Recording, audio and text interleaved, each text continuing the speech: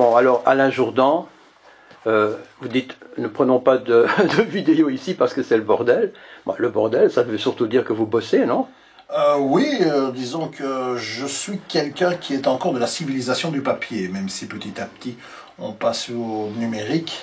Je vais dire que ma double activité à la fois d'éditeur et d'auteur fait que bien, chacune de ces piles correspond, pour ainsi dire, à un projet. Voilà. Parfois plusieurs projets, qu'ils soient commerciaux ou éditoriaux, et c'est vrai que ça fait rapidement beaucoup de piles. Alors il y a une chose qui m'étonne. Moi je connaissais les éditions Jourdan, et vous me dites que c'est pas votre nom, c'est un prénom. Jourdan, c'est un prénom? Voilà, c'est un prénom qui est dans la famille depuis 1349, la plus vieille mention que je retrouve, et qui est... 1349? 1349. C'est qui est parti en croisade? Ouais, non, c'est un peu plus Non, tôt. c'est un peu après. Il y a encore eu des croisades à cette époque-là et après.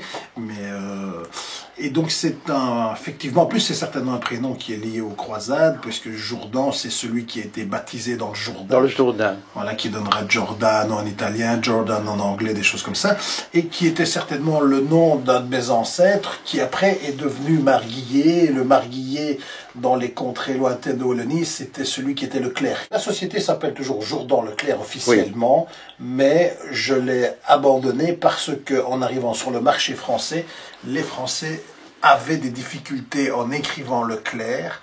Ils l'écrivaient comme la célèbre enseigne de distribution, en omettant le Q. Voilà. Or, quand on cherche sur Google, on ne vous trouve pas. Voilà, alors on ne vous trouvait pas. J'ai lu sur Internet que votre société a démarré en 1999. C'est ça. Qu'est-ce que vous faisiez avant? Ah bien avant ça, j'étais directeur général des éditions Labor. Voilà. Voilà. Et avant ça, directeur commercial. Avant ça, délégué. Donc vous connaissiez le métier? Ah totalement, oui, je suis rentré dans l'édition en 87. Et alors ce qui est intéressant de dire aussi, parce que vous êtes peut-être, je sais pas moi, le 15e éditeur que nous interviewons dans le cadre de cette émission, des tout petits, des moyens, des plus gros. Vous êtes un éditeur professionnel, donc vous êtes distribué et vous gagnez de l'argent, c'est votre but. Ah oui, je veux dire que nous d'abord, nous vivons sans aucune subvention de quelque nature qu'elle soit.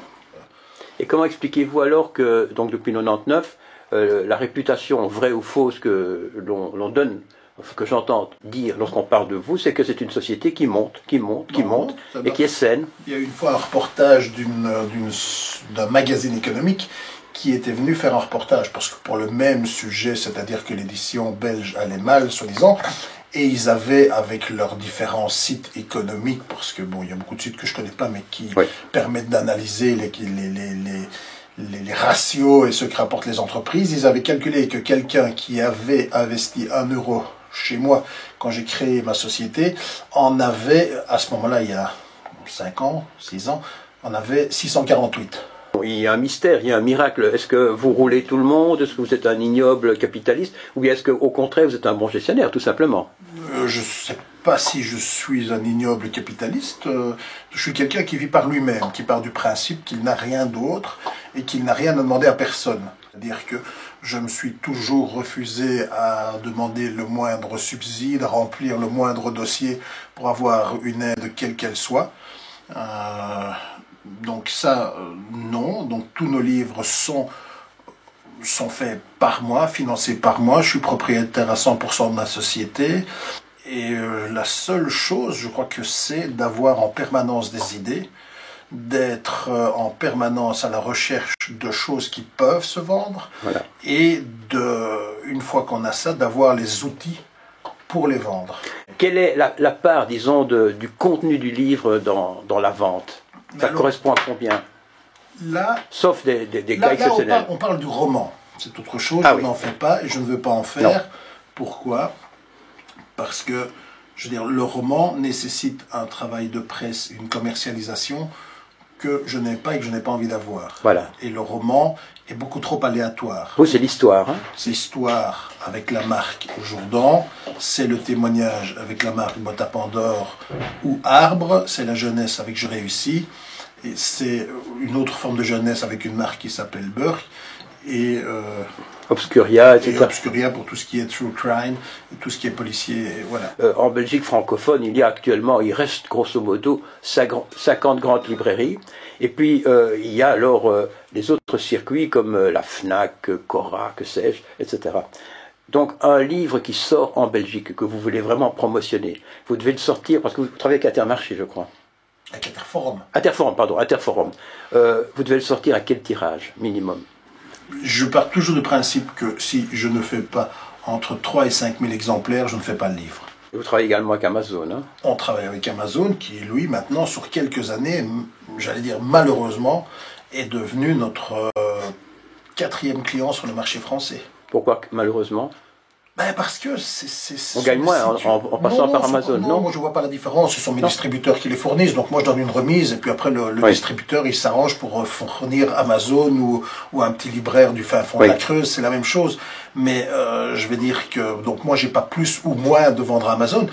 Ce qui me fait peur, c'est que si demain il n'y a plus qu'Amazon, je veux dire tout le monde va y perdre. Je veux dire, ici, les libraires peuvent encore faire jouer la concurrence entre eux, on peut encore jouer la concurrence avec des chaînes. Si demain, Amazon fait table rase de l'ensemble de la concurrence, je veux dire, une situation de monopole, ce n'est jamais bon. C'est pour ça que chaque fois que j'entends parler d'un libraire qui met, et c'est encore le cas dernièrement ici en Belgique, qui met sur pied un système de vente via le net, moi je suis toujours le premier à essayer de l'aider, à dire à mon distributeur, faisons-lui du dépôt, c'est ça ou la mort, sur remise. Oui, parce qu'il faut de la concurrence à Amazon. Il faut de la concurrence à Amazon. Sinon, demain, je veux dire, ces gens-là pourront nous imposer ce qu'ils veulent. Il y a d'autres systèmes qu'Amazon, hein. Mais il y a Chapitre. Il y a Chapitre.com, etc. Les librairies Chapitre vont pas très bien. Non, pour l'instant, j'entends dire ça partout qu'il y a des problèmes. C'est même pas des problèmes. Ils sont à vendre. Je veux dire. Bon, ça c'était l'interview de l'homme d'affaires. Oui. Mais l'homme d'affaires. Derrière. Oui, mais enfin, un éditeur, c'est un homme d'affaires. C'est quelqu'un qui prend 1 euro au départ et qui en fait 640 à la fin. 648. 648. Bon, mais l'éditeur, Alain Jourdan, c'est également un auteur. On oublie ça. On est béni, je trouve. On est béni. Je crois qu'on peut le dire. Les femmes les plus cruelles de l'histoire, un livre que j'offrirai à Laurence Bibot à la fin de cette émission. Je suis sûr que ça va vous intéresser. Oui. Moi, je ne ricane pas, moi. Mais non, je suis sûr que vous allez apprécier. Un livre signé Alain Leclerc, qui vient de paraître aux éditions Jourdan. Alors, tout d'abord, pardonnez-moi cette question, mais bon, elle est en lien avec l'actualité. Il y a quand même 2 gros oublis. D'abord, il y a quand même Morane qu'on vient d'entendre. Pourtant, elle avait quand même proposé à un homme de se faire sodomiser avec du tabasco, avec du citron, etc., ce qui relève d'une certaine cruauté. Et alors, la deuxième personne qui ne se trouve pas dans votre ouvrage, c'est la coiffeuse de la reine Fabiola. Pourquoi ? Par pudeur, par volonté de ne pas aller trop loin quand même et d'avoir un minimum de réserve et de recul par rapport à l'histoire. Et là, c'était aller trop loin dans l'horreur. Oui, mais je signe pas toujours mes livres. Je signe jamais mes livres à la Jourdan, je pense pas, non. Oui, voilà. Et vous faites quel genre de bouquin? Moi, j'écris pour enfants. J'écris